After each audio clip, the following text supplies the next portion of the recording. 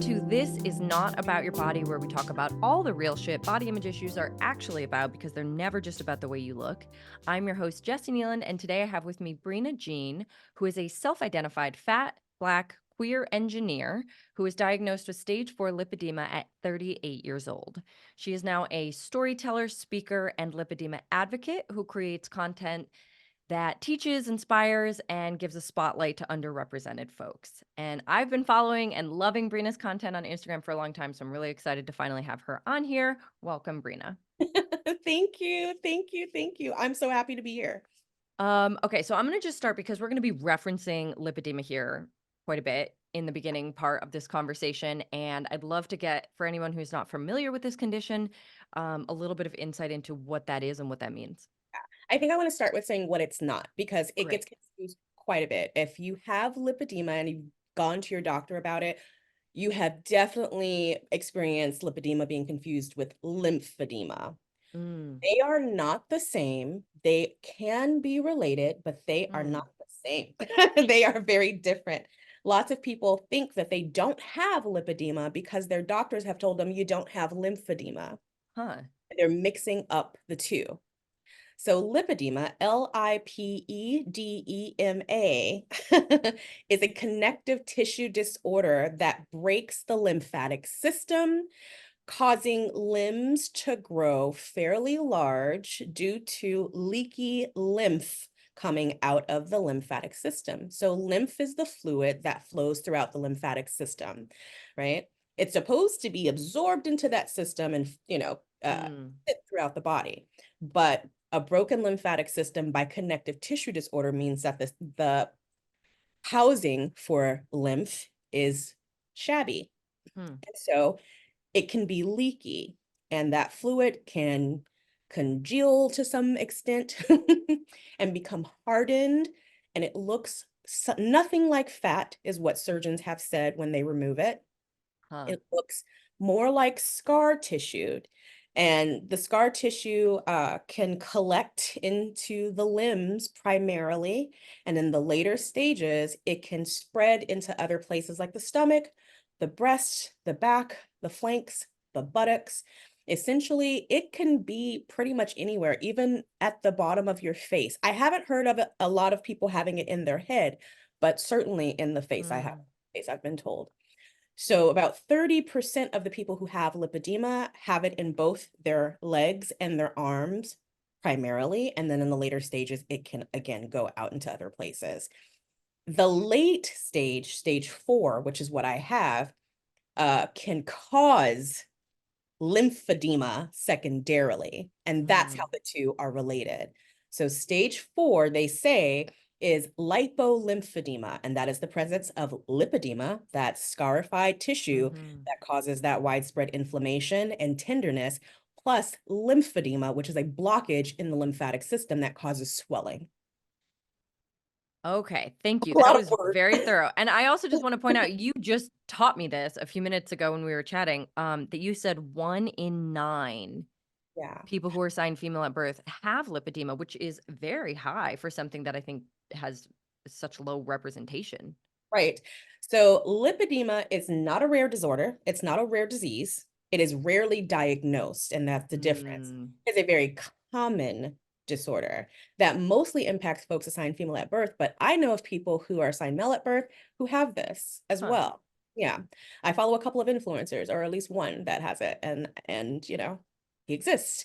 Yeah. So but it is not a rare disorder. It is a very common disorder. Folks who have struggled getting diagnosed with this and have done the obsessive comparison of their body to folks Yeah. who don't have this. We've looked at bodies and limbs so much that we can see it on the street just like that. I see it every day. I see it Yeah. all the time. And I don't know whether to like, hey, I think you might have this Right. fully diagnosed condition that they call a fat disorder. I don't know whether to approach people or not. And I've in the past said we shouldn't do that, but I wonder if that does a disservice. I'm open to being wrong. I'm open to Right.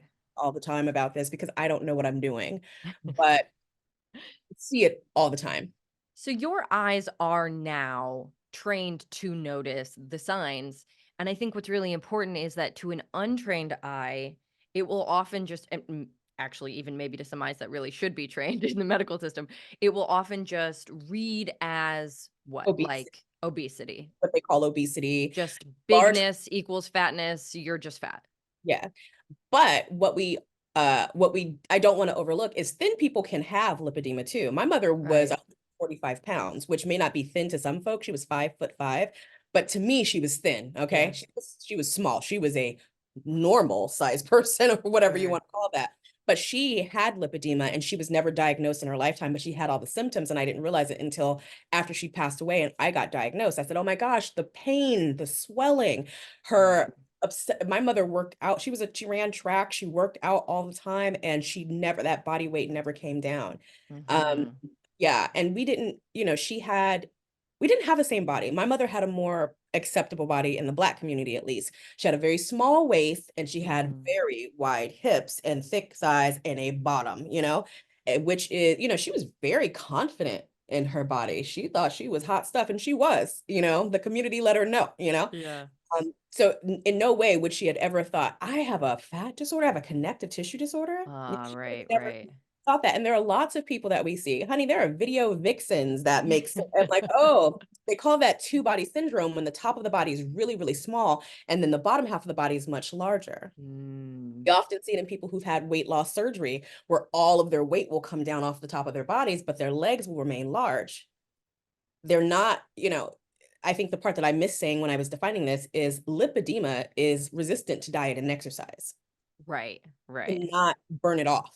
right. Because Yeah, it's not it you it's not said it's metabolic. not actually fat tissue, right? It's scarified tissues. Yeah. Scar tissue, when the brain sends a signal to the body to burn off fat for energy, scar tissue doesn't respond to that. It doesn't Right. message and go, okay, let's go. It's not useful as far as energy goes. It's non-metabolic. So you can Yeah. lose metabolic fat, but you cannot lose non-metabolic masses. And we do not have the technology to determine how much of someone's body, if they have lipedema, consists of non-metabolic fat and metabolic fat, or non-metabolic mass and non-metabolic Oh, mass.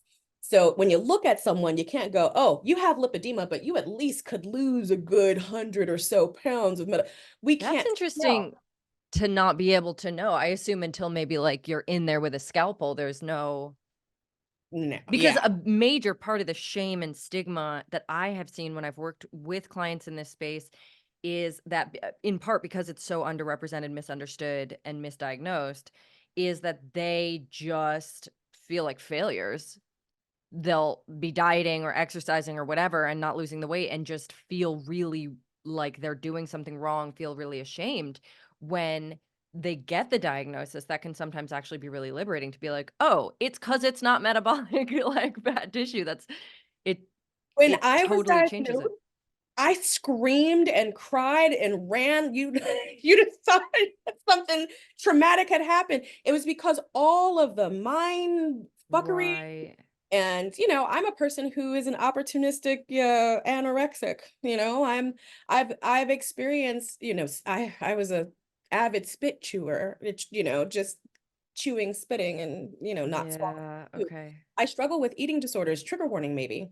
Sure. Maybe. No, that's okay. In this podcast, everybody, I think, kinda knows what they're getting Yeah, into, we but know. I didn't Yeah. know that part of your story, so I'm sorry to hear that. Yeah, I mean, there are lots of people. I just did a talk with Jordan Hall, I think their name is, about how many people with lipedema, it's almost like a pipeline to eating disorders, Of because course. if you are not diagnosed and you're going to the doctor, and you are overweight, your doctor is going to mention your weight, and not only mention it, but also tell you every comorbidity that could happen if you don't lose weight, which Right. includes death and dying, which your entire community echoes back at you. Fat Yeah. people are spoken about death more than anything, anyone Right. else in the world, right? I was just told yesterday that I was going to die on, on Instagram. It's a regular Oh my occurrence, god. people speaking death over Yeah. folks. Um, and with all of that, you're probably going to be doing everything that you can to try to prevent what your doctor, this person who has a very high place in society. They have an authority, and they are an authority on health. You respect, there's a lot of respectability Yep. politics that goes in line with, your relationship with your doctors. So you're probably going to be doing every single thing you could possibly do to change your weight. And guess what? If you have lipedema, you're not going to be successful. And, Yeah. that cycle of trying and trying and trying and failing and failing and failing only leads people to more extreme routes. So it's Right. kind of like the experience of living with lipedema undiagnosed is a pipeline to a lot of misery and a lot of harm that folks end up doing to themselves. Makes so much sense. Also, you got diagnosed pretty late. How long is this like a lifetime disorder? Like, are you born with it? Did you have it a long time? Would you say there's a time that you noticed it? Yeah, so most people right now who are diagnosed are not diagnosed early on in their life. It is a rare experience to be diagnosed early on. However, the more we talk about it on social media where young people are, the more young people are getting diagnosed, and it just warms my heart that they get to have this Yeah. interrupted, that cycle interrupted early. Hmm. But I wasn't diagnosed until I was about 38 years old. I started noticing the symptoms of lipedema when I was around 11 years old. Oh, And wow. I That is a didn't long time. a long time. And I didn't, it was when I began to have this relationship with my body where I saw myself as being non-normative because Hmm. my legs looked different. It really wasn't my arms until much later, but I noticed I had Sure. this lobule on the inside of my legs, right where my knee meets my thigh. Will you give us a definition of lobule, please? It's that's a really tough one. It's more of a visual thing. I call it a lobule. It's a cuff. I wish my arms were exposed, but it's a mass of hanging flesh. It looks like a Yeah. little sack. Thank Um, you. Yeah. and many people with lipedema have these sacs in different places. And that's probably the thing I'm most insecure about, and a lot of us are most insecure about. Of It makes course. us feel gross that these lobules Right. can form. Some people have them on their hips, some people have them on their thighs, some people have them like me on their arms and on their flanks, which is primarily where I have these lobules. And they're, for me, full of this nodular texture. Some people use a bag of frozen peas to describe the texture of Interesting. lipedema. It can be a little misleading because that leads you to believe that, oh, it's really small beads. It can be really small beads, but I have thumb size beads that I can grasp with my fingers. Right. Skin is very thin due to a comorbidity I have of lipedema called Ehlers-Danlos syndrome, which can come along with lipedema. They're both connective tissue disorders, Hmm. very stretchy skin. I've talked about that sometimes, but I can feel I'm a really good study for this because of the thin skin. It's like you can see Oh, the sure. nodules through my skin almost, and people would mistake it for cellulite, but it's not cellulite, especially if you can grab it. If you can grab it with a finger and isolate a nodule, that's not going to be cellulite. you know, and if it's tender and you have the different shapes, if you have a lot of these symptoms that come along with lipedema, then you can pretty much tell the difference between cellulite and this. But Yeah. when I was 11, is when I first started to become self-conscious about what I thought was different from other people's. I was obsessed with people's legs on the playground. I would stare at the other kids' legs because I was like, my legs aren't doing this thing. My legs aren't tapering like Right. these other folks. My legs, they stop tapering and I get lumps here and bumps here. And I have cellulite at 11. And I just felt really monstrous as a kid. Yeah. Oh. And I used to wear a uniform. I went to private school. I'm from East Oakland, but I went to private school there in East Oakland. And I started to, on hot days, started to cover. That's when my modesty started. I started wearing really long shorts, which for a second you could get away with during the 90s because cross Sure. color. But eventually that phase like went away, but I still wore those really long shorts trying to cover that lobule over my Yeah. knee during the summer. And then it just became a thing where I would just wear layers and layers of clothes trying to cover myself. And thin elders would say, you got just lose some weight and you'll feel better about your body. And the plus size elders would say, ain't nothing wrong with you. You're beautiful, right? Which both are not really addressing the concern. Right. Oh. But thank goodness for those plus size elders because I really did need a lot of validation at Right. that time. And so I got validation in of beauty, but I didn't get validation of my concerns about what was going on with the non-normative parts of my body that I saw. Yeah.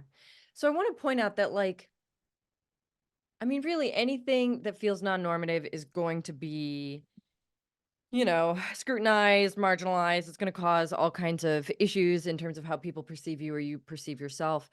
Mhm. Certainly with diet culture, weight stigma, fat phobia, all of these things, just having a bigger body that is enough. We know that that is enough to cause a lot of these issues as well. But that even inside of what we're like moving very half-assedly into a body positivity for plus size people as a culture, we are seeing still just representations of what would be like a sort of perfect tapered hourglass but bigger. That's what's okay to be in a larger body. That's what's being represented for the most part. I mean, certain brands are like crawling their way into more representation. But what you're describing is not just a body size thing, it is a body shape thing. And that is, I would say, almost never represented positively or in media. Yeah. Yeah, you're right. We do one of the things that keeps people undiagnosed. I'm speaking slowly because I'm thinking hard about Yeah. this, and I'm not exactly sure I'm right. But from the stories, I'm a story person. From the stories that I've heard of people's diagnosis and people's experiences who have lipedema, one of the things that helped keep it secret was not seeing it, right? Like Right. literally, we're hiding these parts of our bodies when we're out Ah, in the world. We're hiding our legs. That was part of, I learned how to dress well and yeah. hide everything, right?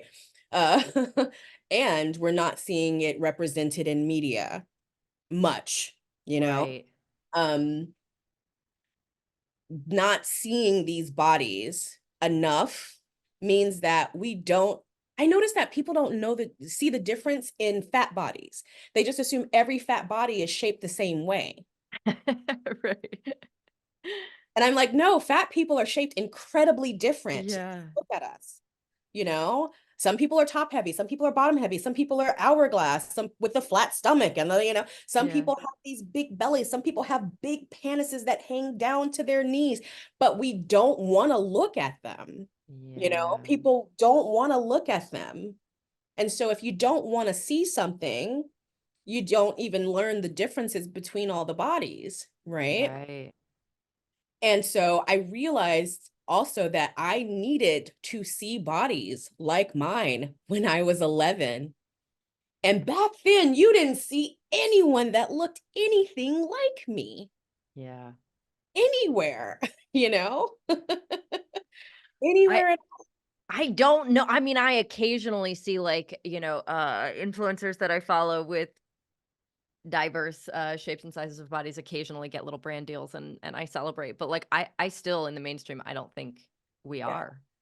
It occurred to me in this experience of learning that I had lipedema and what it was and how many people had it. It occurred to me, like the Pedagogy of the Oppressed, that book. There's a line in there that says something about if you liberate the most oppressed person, then everyone who's less oppressed than that person will also experience liberation from their margins.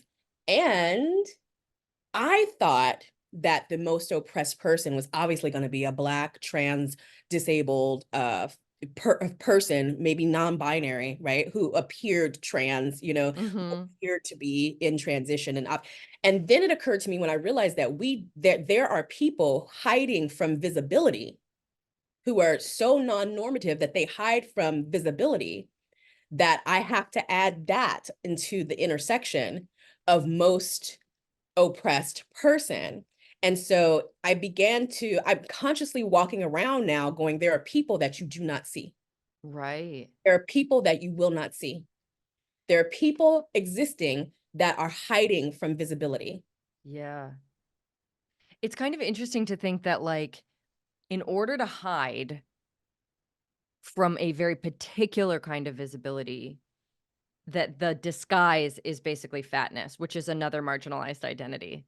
It's like hiding inside of an already marginalized identity to avoid a more marginalized identity. And of course, if people aren't looking for it, they're not going to see it. So it just, yeah, I totally see how that completely gets erased and is invisible. Yeah. There are people who are much more non-normative than I am, who we just absolutely do not see and have not seen, and are intentionally trying to stay out of our view because of the experiences that they have when they are viewed, when they're seen. Now, I want to make sure I understand because my assumption when you first said this was like folks with lipedema hiding their bodies. Do you mean something else, or do you have other examples of what you mean by that? Yeah, I mean, I think I definitely know people with lipedema are definitely hiding because I'm in groups. I talk to y'all. I know that some of y'all have. I barely leave my house. Okay, I know Right. I barely leave my house for lots of reasons, accessibility reasons, Yep. uh, being perceived reasons. But I definitely know that there are people who I've been called pretty from the neck up, right? Yeah. And there are definitely people who are disfigured from the neck up or non-normative from the neck Right. up. These Yes, people are, understood. and I think about people who have many variations of non-normativity throughout the body, not just from the neck up, but all throughout the body. Yeah. And I think I can assume, based on the experiences and stories I have of people who are like me, that if we hid a little bit, then there are definitely some people who are hiding a lot more. Understood. Okay, yeah, that makes a Yeah. lot of sense. So, speaking of hiding, one of the things in your social media content, one of the like sort of delightful through lines that I've seen over however long is your journey to stop hiding your legs, to become the representation and visibility that you needed to see when you were growing up, and to be just sort of out there Yeah. for the greater good, which I love. But it does sound like you've also found your own peace inside of yourself, and I'm curious to hear what that feels like or looks like for you, but tell us about the experience of not hiding. Like, how was that? Especially at first. It was Like, terrifying. first time you wore shorts. It was it was Super calm, chill day. no, it was really the process was very intentional. And by intentional I mean like I'm aware that I am terrified and that this is Yeah, terrifying, right? And I'm doing it in a very controlled way. I'm not going to my job's office, like right, in a short dress, in a mini skirt, right.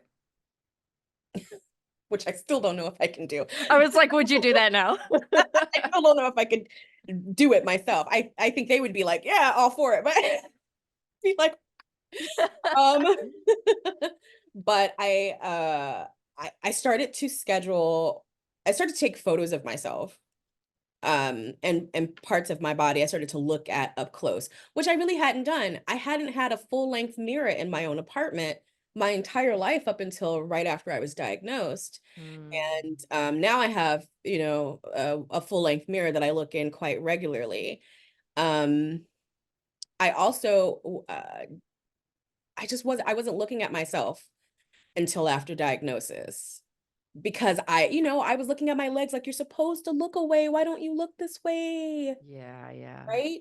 But now that I know, oh, you're not supposed to look that way. Yeah, I know why you look this way now. Leg, you know, yeah, arm, cuffs on my wrist. I get it. I get you now. yeah, Um, I knew that. And again, I wasn't looking at my body because I assumed I did whatever I did to my body to make it look this way and that I should be ashamed. That was the narrative that was oof, running through my mind. of And so course. I was avoiding my own shame, right? Oh, Yeah. I was avoiding my own shame, which a lot of shame is a big, mhm, just tack it across my forehead. It comes along with lipedema when you are not diagnosed. And yeah, uh getting diagnosed, getting the validation that you're not living in sin. right, right, You're not this person who is living in sin, who's doing something to their bodies that people are condemning and shaming you for. right.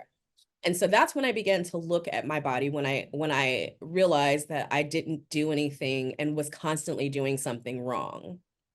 Yeah.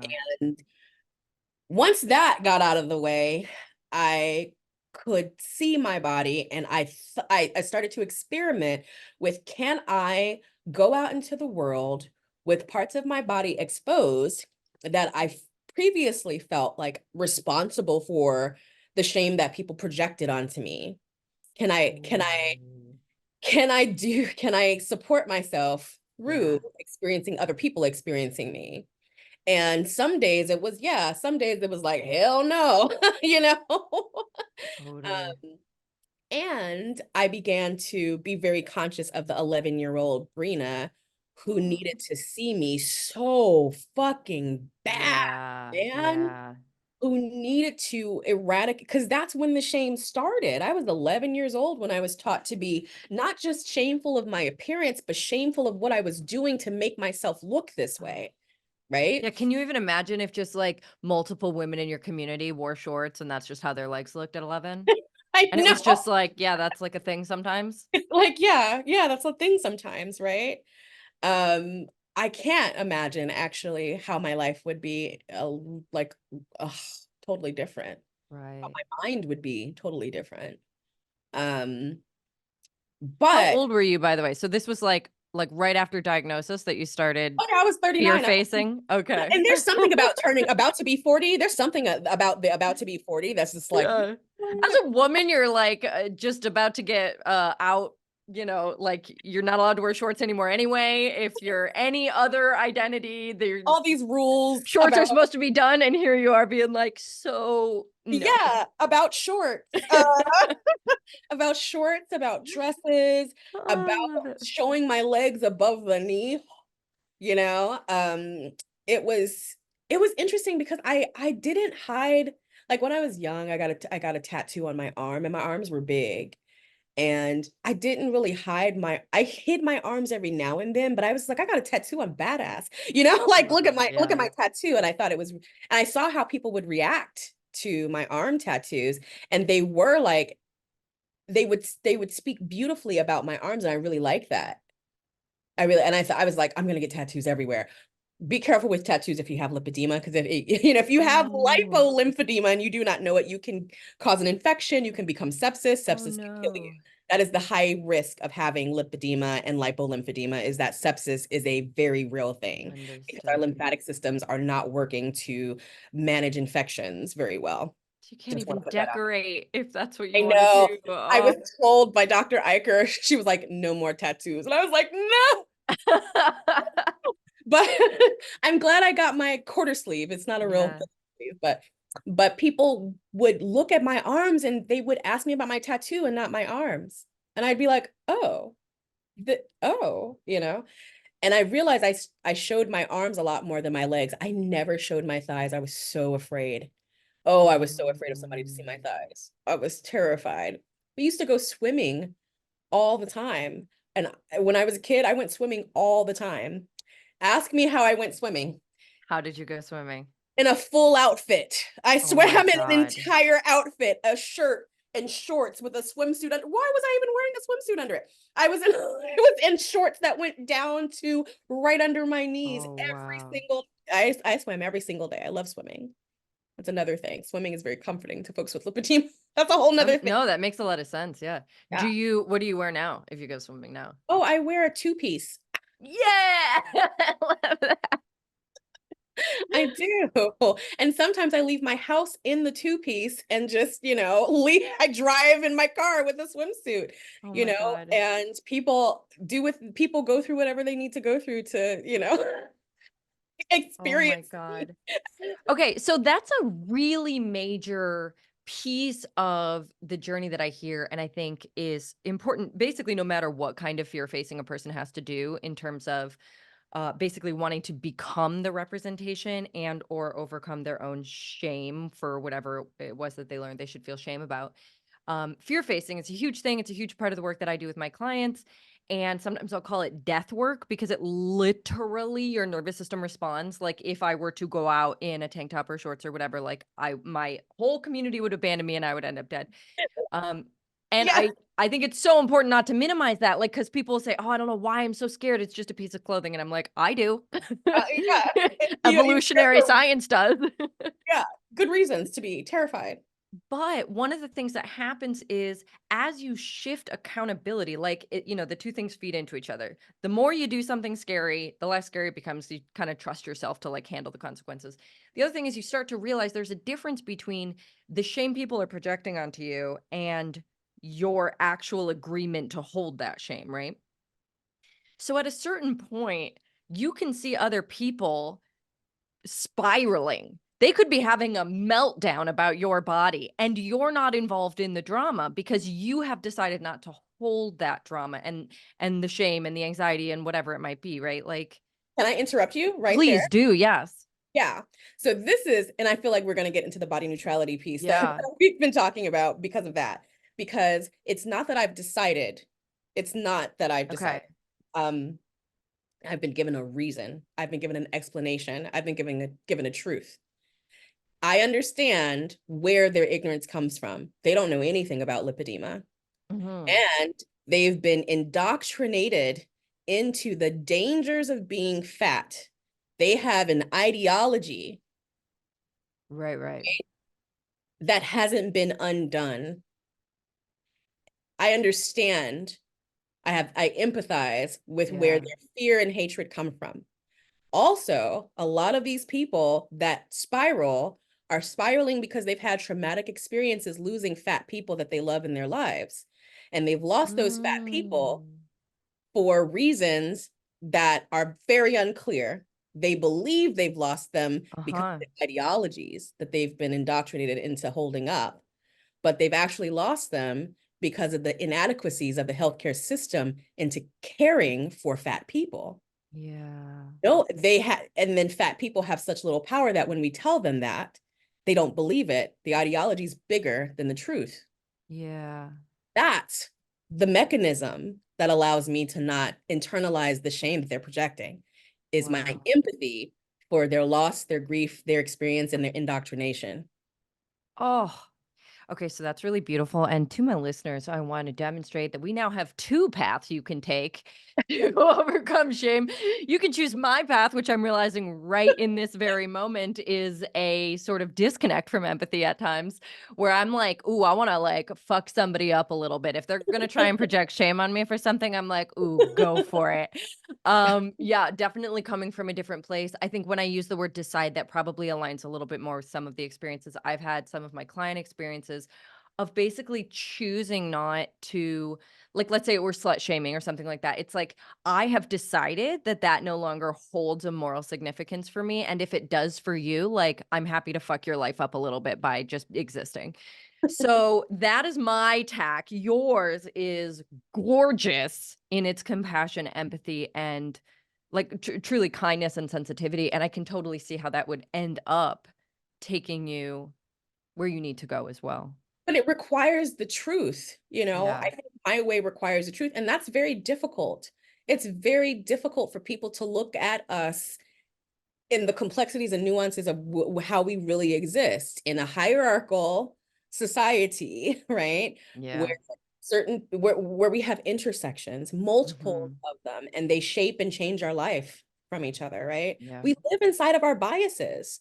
And the only way to know what's outside of our biases is to take in information from other people who, Yep. in a hierarchical system, may have more or less power than we do. And then there are these ideologies that fuck with that. So like I can hold all that nuance. Not everyone can, and I respect that. I have Right. friends that are just like, no, I can't. My brain is tired, right? But I can't hold a lot of nuance, and I get that I have privilege in that way. And for me, the way that I learn, I have to know the mechanisms. I'm an engineer. I have to know the Sure. mechanisms that exist in a structure, and Yep. and the truth. When I know the truth, when you know the truth, when you know that most likely these angry people have been hurt, and they're living out in a Yeah. traumatized way, and they're traumatizing other people with their trauma.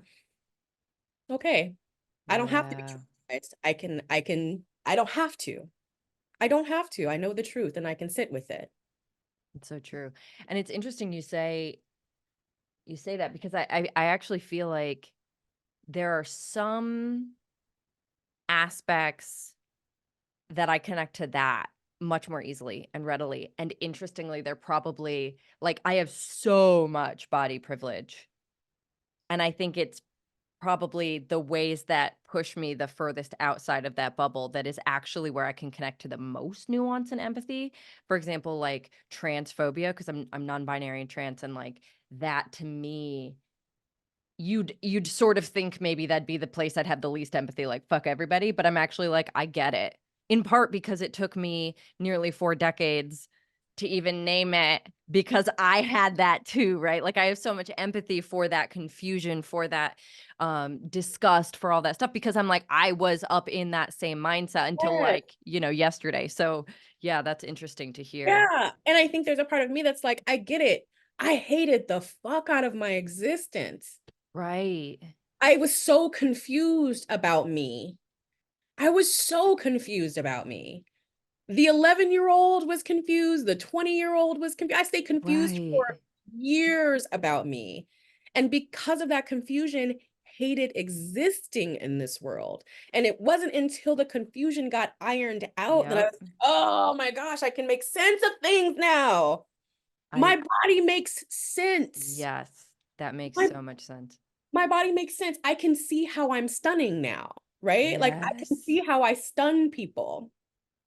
Okay, so this is one of my questions for you. So you posted about being stunning, and it just, as like a writer, I don't know, it just makes me so happy to hear this word being used, because we often think of it as a synonym for like beautiful, which of course it totally can be, and we don't think about it being a synonym for like dangerous, like sort of alarming almost, and it absolutely is. So Yeah, it tell is. me more about your use of the word stunning and the I way that you apply it to yourself. I wish I had the word when I was 11 because I didn't identify with pretty, and I still don't really identify with pretty. Some people will be Mm. like, "Oh my gosh, you have such a pretty face," but they Hmm. will isolate the face, in Oh wow. totality. In totality, I don't align with what society calls pretty. I don't fit into the category of pretty societally, if you want to use Mm. societal's, measurements as for Yeah.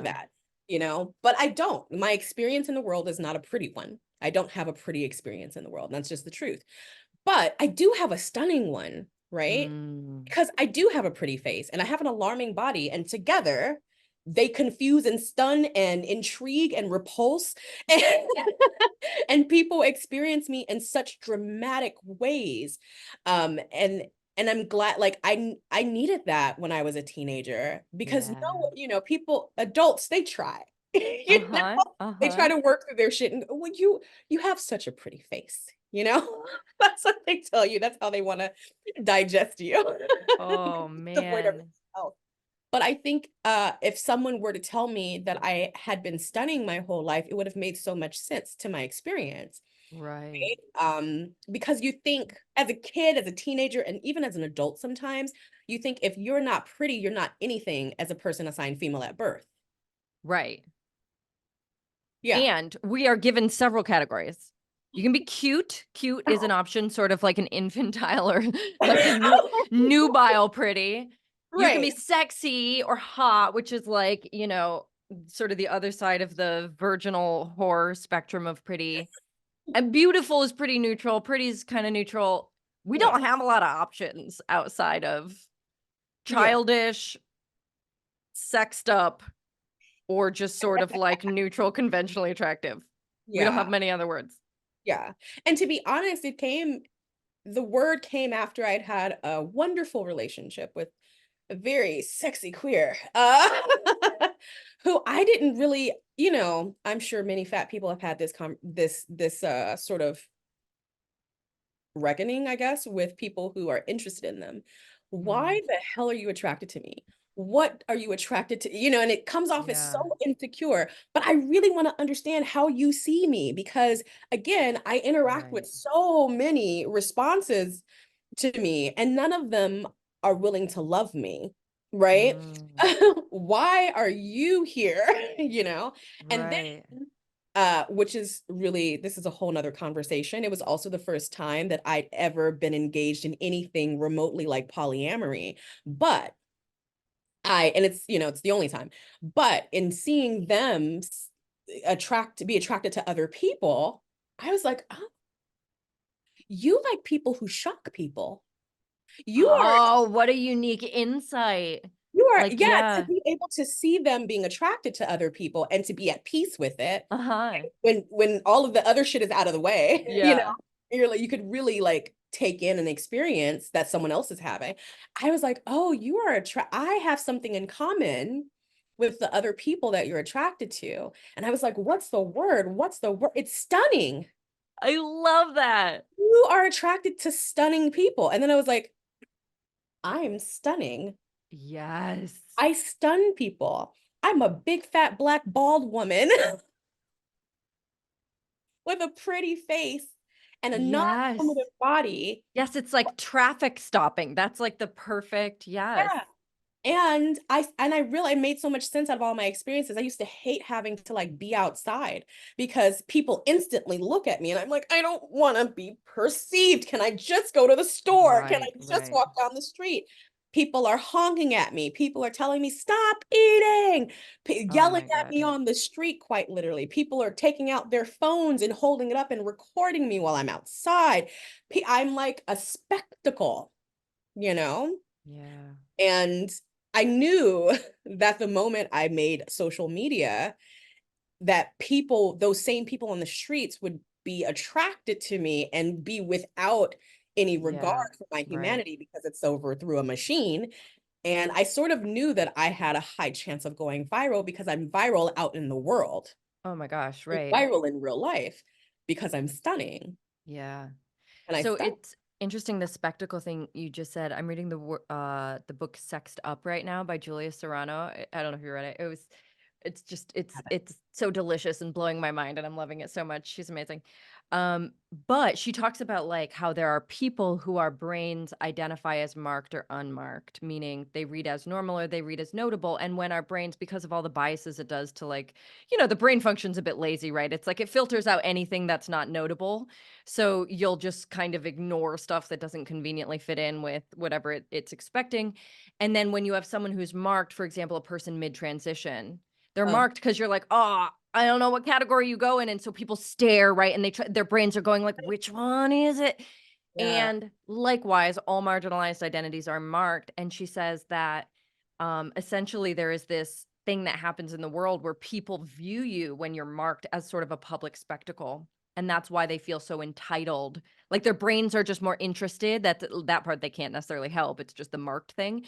But then they feel entitled to comment, entitled to whatever it might be, interact or be owed some kind of interaction because they're like, well, why would you even be out in the world as a spectacle, right? Unless it were for me to engage with.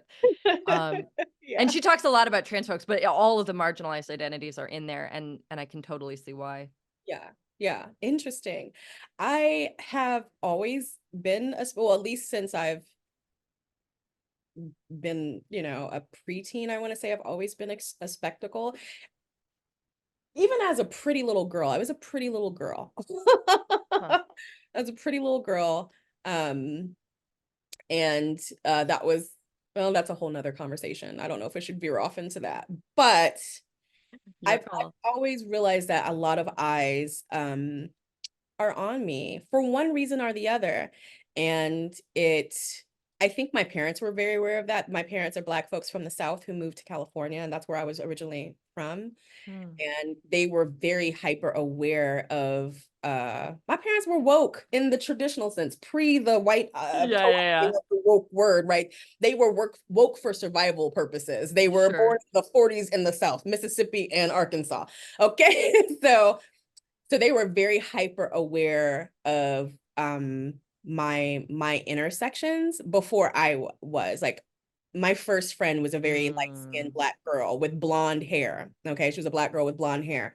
And every time I came home from her house as a kid, they would be like checking my body for bruises. Did you get in trouble for anything? Did they feed you? Did you get blamed for anything? They were hyper aware Oh, of that before I was. And it took me yeah, a very long time to understand, like, why are they like this? I yeah. was such a Californian kid. I was like, "Ugh, you're talking Yeah, about they're stuff being that doesn't dramatic, mean anything." yeah. Like, stop being so, ugh, like I was such a Californian kid. It took me a really long time to understand, like, where my parents, perspective came from. Yeah.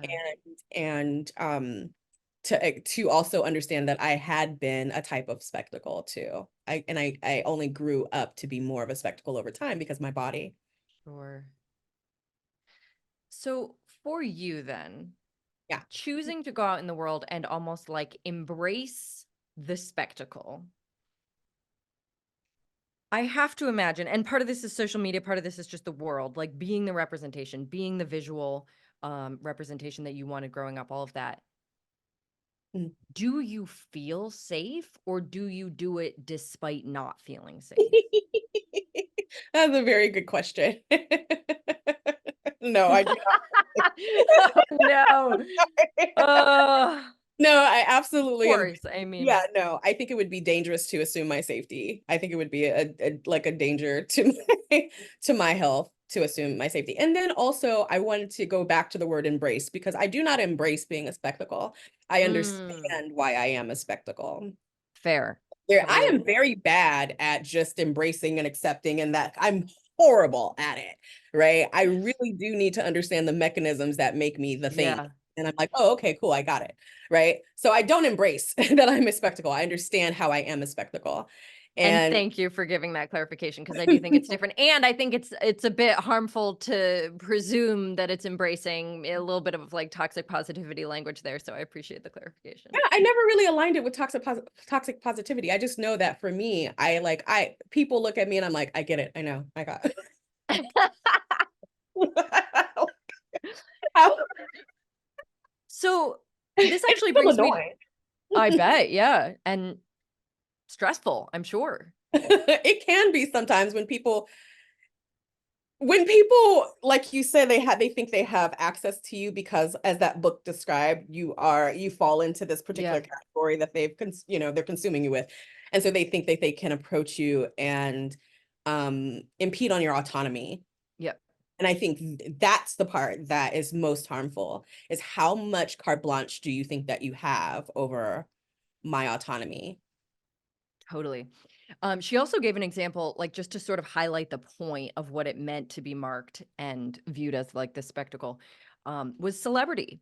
Because like we can see, a cat calling or like rape threats or any number of like fat phobic remarks. We can see all those things for quote unquote positive or negative, obviously. But celebrity is like almost purely sits inside of a positive space. Like, I love you. I want to take a picture with you, even though you're just writing in this coffee shop, right? Like, but it's the same thing. It's because that person is so marked in Yeah, our brains that we just feel like, of course I can interrupt them. I would never interrupt another person grocery shopping or writing in a coffee shop, but this person, totally fine. yeah, yeah. That's wild. Yeah. Those experiences are the hardest. And here, I moved from California to North Carolina. I don't have a lot of those kind of experience. People come up to me and they go, "Wow, I don't know who you are, but you like I admire what's happening." I've had those experiences since I've moved here. I don't go, to be fair, I don't leave my apartment often. Mm, So that's a thing. In California, however, I've been like, I was out and about pre-pandemic, and just at the gym is like one of the most invasive spaces a fat person can go because sure. everybody wants to come and talk to you about what you're doing. Right. They're encouraging you, which is you just keep going and things are going to change for you. Proud of you. Proud of Thanks, you. stranger. Or you could do, I've been told you can go a little harder. You can do a little bit more. Yeah, I've been told that now. So unbelievably rude. Yeah, it's so disgusting. Ugh, It's so disgusting. And I think I sometimes think this would never happen to men. This would never happen to someone right. assigned male at birth. Yeah. You know, well, I would say this would never happen to men, not as someone, Yep. but yeah, it's not my favorite. Yeah. So what's interesting, I lived in New York City for like a decade and I wish I had looked as weird then as I would go on to do after I left because the anonymity of being in a city filled with people who look whatever the F way Yeah, I felt very, very marked. When I shaved my head a couple years after I left, I was, like, in a small town at that point, and it sucked. I mean, it was, like, very that's what it's frustrating and for me stressful. It was now. it was interesting. I learned a lot as a social experiment, but I just know in New York, like, if I'd gotten comments, it would have been like, "Oh, you look cool," and that probably would have been it. But mostly there just wouldn't have been. It just wouldn't have been notable. And I think those big cities in that way, like, I'm sure I don't know where you were Yeah. in California, but I'm from Oakland, California, and right across it's the bridge from San Francisco. So yeah. the parts of me that weren't weird are weird now. So like Right. people weren't shocked by my shaved head. They were shocked by my body. They- Right. oh my gosh, because California and bodies, let's Yeah. the whole thing. But but here in North Carolina, people are shocked by everything going on. I've Right. literally been so I don't know who you are, but everything you have going on is what. By the way, I'm in Asheville. I don't know where you are in North Oh my Carolina, gosh, you're but in Asheville. I'm yeah, in the Triad. Is that where I'm at? The Triad? Yes, the Triad. I don't even I'm, know what that means. I'm about 3 hours away from you. Oh, okay, so cool. Oh Well, my God. because I was also gonna say being in the South, like, bigger bodies in a place where bigger bodies are happening more often would be less marked, right? So, like, having a bigger body in New York City actually might be more notable to people's brains than in the Yes, South, so there is that too. there is that. And I think two things happen because in the Bay Area where I'm from, I could experiment more with the mini, like I have worn a mini skirt out on the street, right? Mm. I'm getting all kinds of feedback from that. And it's all the full range, okay, of Yeah. but here it would be I haven't done that, but I going out, I already just not wearing a mini skirt or something super revealing. Um, just going out well dressed. And Yeah. it's so interesting to see in the South how people take me in. One, Mm. and this is maybe it's just like a Southern culture thing. I have been, how do I say it? Like I've been helped with permission, right? As far as like me being a disabled person, like my disabilities aren't, and maybe it's because of my age, because I am a 40 something year old woman. I don't know, but people are more willing to, can I help you with that? And I'm like, yes, Oh. absolutely can, or do you need help getting up those stairs? Yes, I do. They've been more willing to take my hand, and I've had Sure. that experience. It's a very some people may not like that. I have really liked that having that experience. I didn't have that much in California. That does feel like a Southern I think it is. politeness thing too. It's like how everyone uses ma'am and sir, which drives me absolutely bonkers, but, like, Yeah, it's for some people feels really binary. cozy. Yeah. Yeah, no. And there is something saccharine sweet about the South. Yeah. Um, and sometimes saccharine sweet is wrapped in covering a really ugly thing, but there is that sweetness on top of Yeah. it. There is a lot of dichotomy though, Yeah, that totally. that culture. That's interesting. Okay, so I wanna go back to this topic of body neutrality that when I first reached out to you, I'm you, like, let me like, pull up my notes. yeah, amazingly and directly in a way that I loved and respected so much. You were like, "To be honest, I don't know if I believe in body neutrality and I don't wanna mislead anybody." And as we were kind of talking about it, I had understood your definition of body neutrality to maybe not to be the one that I was using, and also to be something that I wouldn't necessarily be promoting. So, I just wanted to ask if you happen to remember how you were conceptualizing it when I first reached out? Like, what was your understanding of body neutrality then? I think I still have the same understanding. I think I still Yeah. have the same understanding of body neutrality, that we don't have to have a negative or positive relationship with our bodies, right? It can just be a neutral one where bodies don't have to have a positive or negative impact on ourselves at least. Yeah. Um, and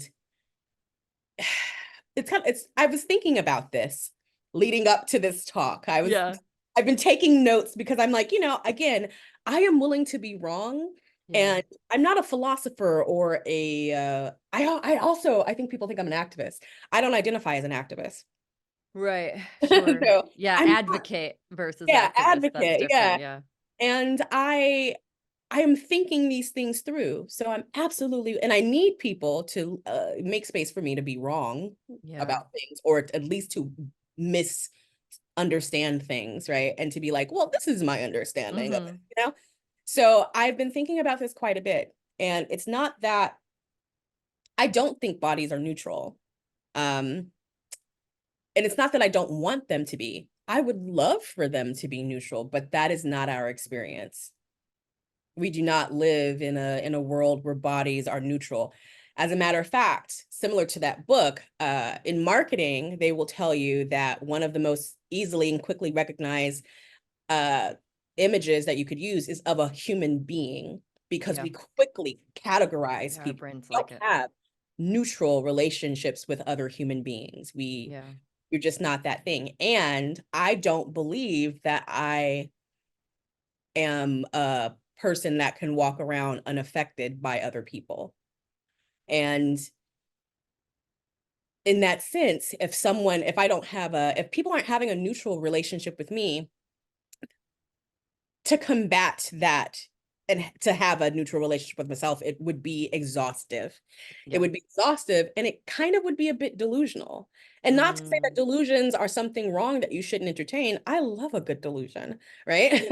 But it would be a delusion that I would have to exhaust myself to have to do. Here's the thing. I think the end result of body neutrality is to not have is to reduce harm. Yeah. I think that and I agree with that. I do think that we can have a relationship with our bodies that is less harmful. Mm-hmm. The route of neutrality, just assuming neutrality or like trying to arrive at Yeah. neutrality while being bombarded by non-neutral experiences, I just don't think it's an effective route. Mm. Okay. I yeah, No, yeah. no, finish your thought. I think, and I hate to take, I mean, I don't hate to take it here. I think about my parents, and I think about the wokeness prior to being Yeah. co-opted by, polarizing politics. Wokeness was wokeness, the way my parents lived it, it was a practice. Yeah. It was a practice of harm reduction, specifically for where their intersections landed, right? And it left out fat Black bodies, but intersectionality helped me include fat bodies into woke Mm-hmm. Mm-hmm. spaces, and queer bodies, and trans Yeah. bodies, non-binary bodies, into, like, there is a way to interact with the world where we like I said, understand the truth and understand how mechanisms, Yeah. systemic mechanisms, enact harm that reduces harm. And for me, Yeah. that helps to reduce the relationship of harm that I have with my bodies. I think I said it earlier. I have a lot of empathy for people who don't have the capacity to navigate the truth. So Yeah. this is going to be weird to bring up, but I think about Little Kim a lot. And people go, oh, I loved her original face. Why did she change it? Oh, Why did she change it? And I'm like, what do you mean, why did she change it? It is so much easier to be a fair-skinned person. It is yeah. so much easier to be a person who is considered pretty in the world. It Yeah. is so much easier to reach a place where you can actualize your dreams being a person that the world mostly agrees with, Mm-hmm. right? That was harm reduction. Yep. That's why she changed her face. That's why people change their bodies. It Yeah. is so much easier to find a way to navigate the world, either being sexually attracted to, by seen by men, Mm-hmm. as sexually attractive. People are doing what the fuck they can Yep. to navigate the world in an easier way. Yep. I have a lot of empathy for that, because marginalization and obstacles are so difficult to navigate that we kill ourselves. We unalive ourselves because of all these obstacles. Yeah. So I do, I don't, and for that reason, I'm not body neutral.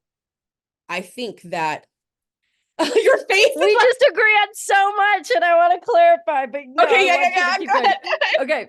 So my definition of body neutrality, the way that I talk about it in the book that I wrote, Body Neutral, is it's the process of stripping away all of the moral significance and meaning that we've learned to associate with bodies so that we can see the truth at all times. It's about truth. That includes the truth of certain kinds of bodies are marginalized in our culture. Mhm. If we were to ignore that, we would not be looking at the truth. And I don't know what that would be, but it would not be helpful. If we were to believe that the fact that people's bodies are being marginalized in our culture means that it's true that those bodies are worse, that also is not looking at the truth, right? So for me, it's actually probably a bit more akin to like mindfulness or, just like unresistance to reality to say a neutral lens is basically saying, A, this is how I look today. This is my body. That's a fact. B, some people are going to perceive that. It might cause me to face obstacles that, whatever. And C, they think it's because that I am somehow a worse person and deserve worse things, but I don't buy into that meaning. Yeah. So the neutrality, it's really about pulling apart like the meaning that's been associated with these things from the actual fact and reality of what obstacles it's definitely going to be creating or privileges it's going to be creating because other people believe that from the idea that that makes it true. Yeah. A lot of it makes sense to me. A lot of what you just said makes a lot of sense to me. And I think where I find myself rubbing against is the piece of my belief in my worth. Because there's the belief in your worth, and then there's your actual lived experience, which Mhm. validates a lot of times non-worthiness, right? Because of how our world sucks that out of us. Yeah. Sucks the value out of our humanity, sucks the value out of, our existence, and marginalizes us based on our appearances and whatever, what have you. It's I don't know what rubs so hard for me around Yeah, that. I'm so My bel curious. my belief in my worth versus what life validates for me all the time, which is my worth can be measured based on how people perceive me. So this might be kind of a dumb question, but legitimately, do you believe that other people's measure of your worth is the same thing as your worth? Do those feel like one concept? No, I feel like other people, they don't feel like one concept, but they feel like a concept that crosses over a lot of times, Of course, yeah. right? So like other people's measure of my worth don't define my worth, but they do sometimes shape my life often, more often, Right. Okay. Because I could right? actually, I would hear an argument that they were the same thing. I think it gets into like a philosophical or existential question that nobody's ever going to prove are they the same thing or not. But like, No. what I'm hearing then is And that I some of I think I'm sorry. no, go ahead.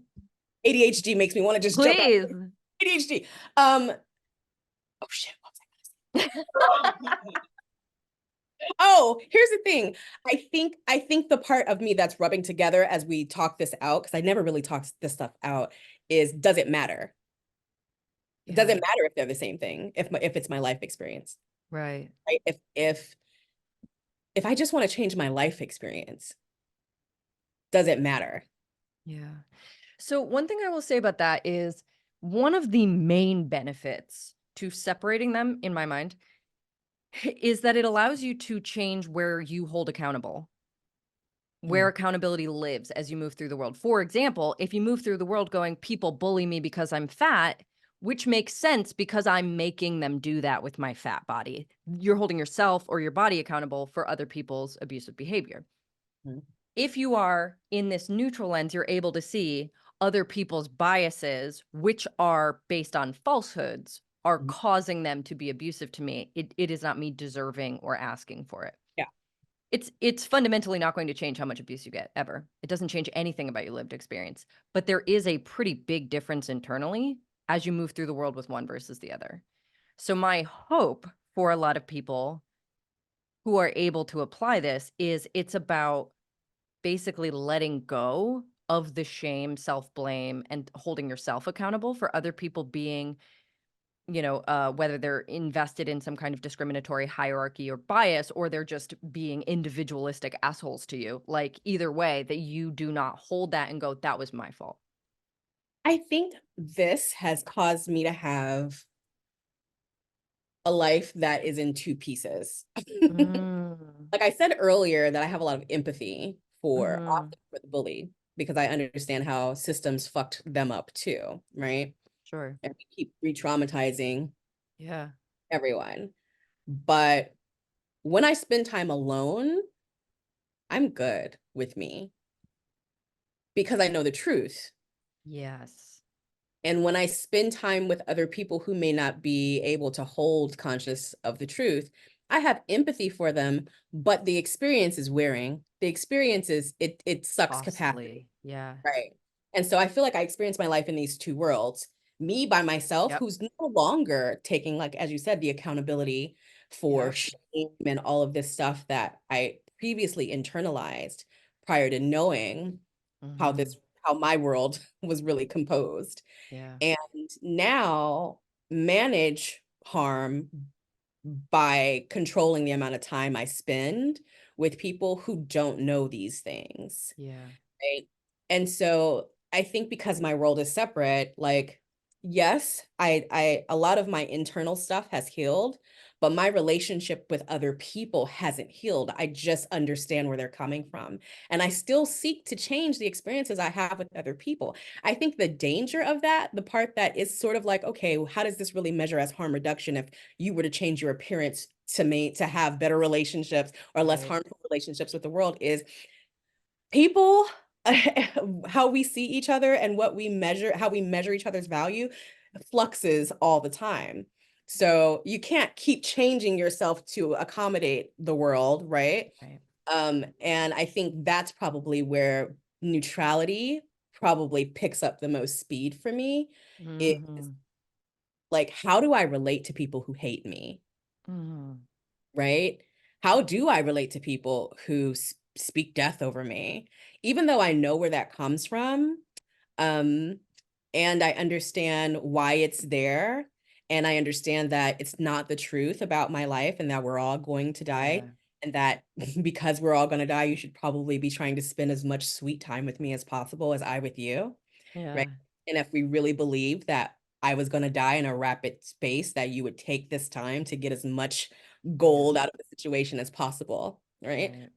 But it doesn't, I don't know how to neutralize the fact that people don't humanize me the way Right. I deserve to be I don't human. know that I don't know that you need to. Honestly, like I don't know that you can. I don't know that you need to. Certainly not to be in a more neutral relationship with essentially neutral with your own body says, I do not believe my body makes me bad or good. It's an irrelevant factor, right?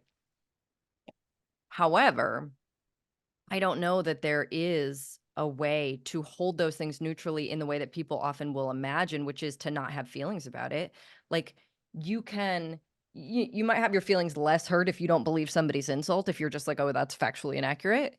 But even little kids who call each other like, doo-doo heads, like they can say absolute nonsense. The other kid's feelings will be hurt despite knowing that they do not have doo-doo for a head, right? Why? Because it feels bad to have negative energy aimed at you, to have someone be cruel or at least attempt to be cruel. It feels bad. It's always going to feel bad. And I actually think that the most neutral thing we can do is accept that in the same moment, right? This is how I look today. This is how I feel about that interaction. Terrible. Yeah, yeah. And maybe that's what we have with each other, is that, Yeah. my parents used to call that conjure, to speak over someone's life like that. Call it what? Conjure? Oh, like witchcraft almost? And Oh, to speak over someone's life like that is an impact. yeah. It does impact you. To take on these experiences that we have with each other does physically impact. So yeah, Yeah.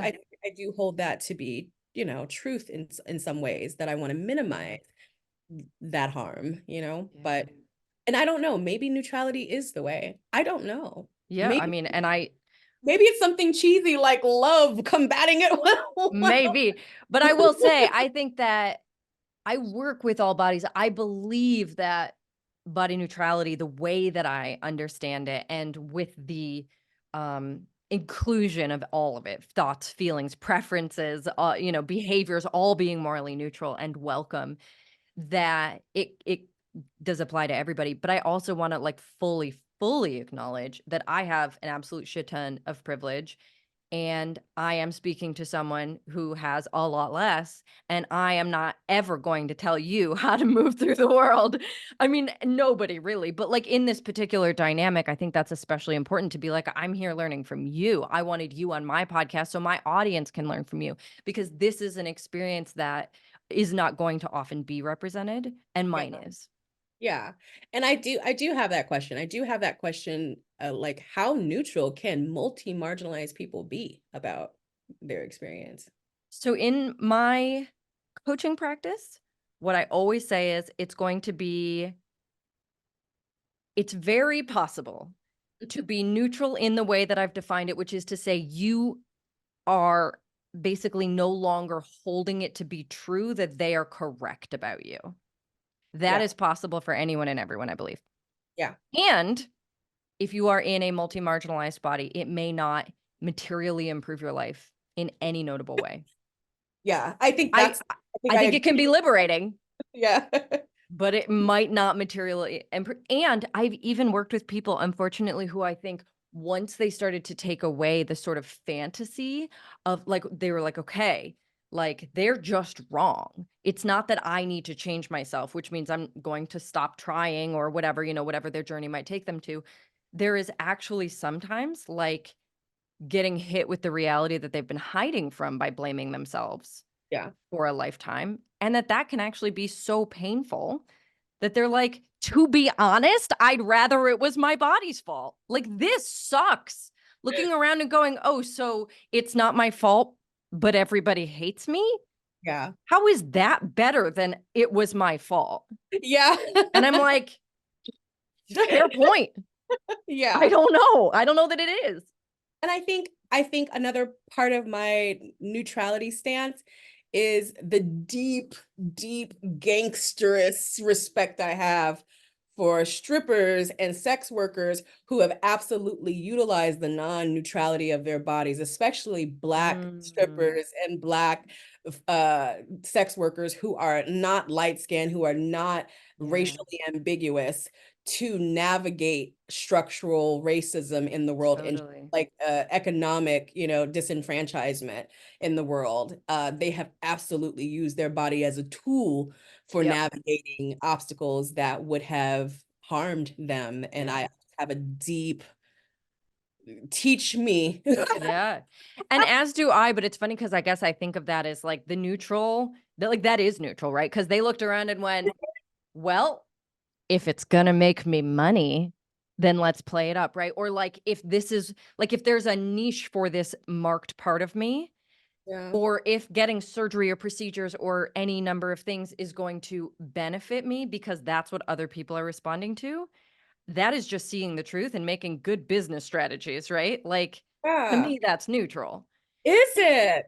Same as someone being like, well, is it body neutral to like wear makeup or get Botox or whatever? I'm like, there are no body neutral decisions. That's not a thing. The whole point is that they're all I think morally that's where I neutral. got neutrality messed up. I definitely thought they were body neutral decisions. And I think that's a really common way of looking at it. And in fact, like maybe a reason I should name it something else, if I'm being perfectly honest. It's a very, very common one. But I think like essentially being able to say, you could do the most intense, invasive. You could get a brand new face and body if you had the money and the time and the interest, right? But there are two ways that that could happen. One is you look around and go, that aligns with the truth that I see and understand. And Mhm. it is a decision I'm making from a conscious place for some reason. It gets me something I want. It helps me avoid something I don't want. Mhm. You could also do it in the hopes that because you believe your current face or body makes you so unworthy of love and respect, so bad, so fundamentally wrong, that you are hoping to earn your own approval or to Mhm. get to a place where Right. there are other ways of doing it that don't feel very good and I wouldn't wish upon anyone. And then Yeah. there are ways of doing it that are just badass empowered decision making. So it's Yeah. not about the decisions, right? To me, it's very much like if you can get to a neutral place, you're able to make that conscious decision. That's going to get me the job I want. Well, Jesse, So, This was a very fruitful. Oh, I'm so glad. Okay, well, we do have to wrap up here. So, Brena, could you tell people where to find you, how to work with you, Yeah. all of that? Absolutely. You can visit my website at www.brenajean.com. You can follow me on Instagram and TikTok at the brenajean.com. That's TheBrenajean. And I am available for public speaking, storytelling, and collaborations such as this one here. I love it. Everyone, go follow Brena. We will include your links in the show notes and all of that kind of stuff. I'm a huge fan, and this was a fabulous conversation. So I thank you think I'm so a much. very big fan of yours now. I would love to come to Asheville and Oh hang my gosh, please out. do. It's a fantastically queer city. Talk about marked and unmarked. Like, gender has just become unmarkable here. Like, everywhere I go, I feel like I see really unique gender expressions, and it makes me very happy. So I don't know where you are, but I'm very curious. yeah. All right. Well, thank you to everyone who's listening. Thank you to Brena for being here, and I will catch everyone next episode. Hi everyone, I'm Jessie Nealand. I just want to take a moment to thank you for watching this video. I put out new episodes of my podcast every Tuesday, so be sure to like, subscribe, and turn on notifications so that you don't miss those, and feel free to leave me a comment.